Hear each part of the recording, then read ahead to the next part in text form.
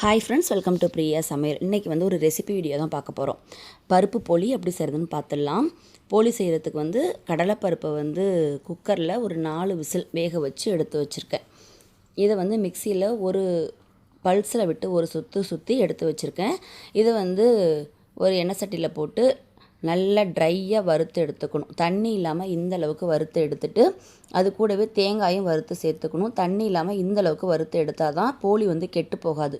ஒரு 4-5 நாள் வெளியிலே வச்சு சாப்பிட்லாம். தேங்காயும் அது கூடவே வறுத்து சேர்த்துருக்கேன். இங்கே பாகு காய்ச்சி எடுத்து வச்சுருக்கேன். இதை வடிகட்டி இது கூடவே சேர்த்துக்கலாம். ஏலக்காய் ஒரு 4 ஏலக்காய் தட்டி போட்டுட்டேன். 1/2 கிலோ கடலைப்பருப்புக்கு 1/2 கிலோ வெல்லம் சேர்த்துருக்கேன். பாகு காய்ச்சி எல்லாத்தையும் நல்லா மிக்ஸ் பண்ணி விட்டுடலாம். இது இப்போ கொஞ்சம் தண்ணியாக இருக்க மாதிரி தான் இருக்கும். ஆற நல்லா கெட்டியாகிடும். இப்போயே நம்ம உருண்டை பிடிச்சி பார்த்தோன்னா ஓரளவுக்கு உருண்டை பிடிக்க வரும். இன்னும் ஆற நல்லா கெட்டியாகிடும். இப்போ பூரணம் ரெடி ஆகிடுச்சு. மேல் மாவு பார்த்திங்கன்னா நான் ஆல்ரெடி ரெடி பண்ணி வச்சுட்டேன். இது ஒரு 6 ஹவர்ஸ் ஆகுது. நமக்கு மாவு நல்லா ஊறணும். அதனால் நான் ஏற்கனவே ரெடி பண்ணி வச்சுட்டேன். மைதா மாவில் ஒரு 1/2 கிலோ மைதா மாவு, கொஞ்சமாக மஞ்சத்தூள், தேவையான அளவுக்கு எண்ணெய், உப்பு எல்லாமே சேர்த்து மாவு நல்லா சாஃப்டாக பிசைஞ்சு வச்சுருந்தேன். கொஞ்சம் எண்ணெய் இதுக்கு பிசையும் போது கொஞ்சம் அதிகமாக தான் தேவைப்படும். ஏன்னா நம்ம சுடும்போது ரொம்ப எண்ணெய் தேவையில்லை. ஒரு சின்ன சப்பாத்தி சைஸுக்கு நம்ம மாவு எடுத்தாலே போதும், ஒரு போலி ரெடி ஆகிடும். ஏன்னா மாவு நல்லா தட்ட நமக்கு நல்லா இழுத்து கொடுக்கும்.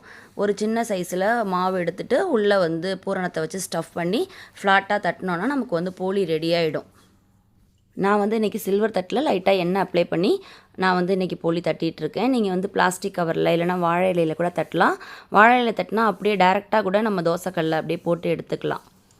இதை எடுத்தாலும் நல்லாவே எடுக்கிறதுக்கு வரும், ஒட்டாது, பூரணம் வெளியில் வராது. மாவு பிசைகிறதுல தான் இருக்குது. மாவு நல்லா சாஃப்டாக அடித்து பிசையணும். எந்த அளவுக்கு மாவை சாஃப்டாக பிசைகிறோமோ அந்த அளவுக்கு போலி சாஃப்டாக வரும். அதே மாதிரி கடலைப்பருப்பை எந்த அளவுக்கு நம்ம நல்லா வறுத்து எடுக்கிறோமோ அந்த அளவுக்கு போலி சீக்கிரம் கெட்டு போகாது.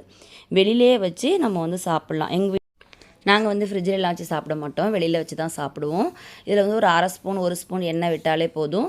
அதே மாதிரி மீடியம் ஃப்ளேமில் வச்சே குக் பண்ணணும். நல்லா குக் ஆகி செவந்து வந்ததுக்கப்புறம் எடுத்துடலாம். இதே மாதிரி எல்லா போலியுமே ரெடி பண்ணிடலாம். நல்லா இந்த மாதிரி உப்பி வரும். இதே மாதிரி எல்லா போலியுமே நான் ரெடி பண்ணி எடுக்க போகிறேன். நீங்களும் கண்டிப்பாக ட்ரை பண்ணி பாருங்கள்.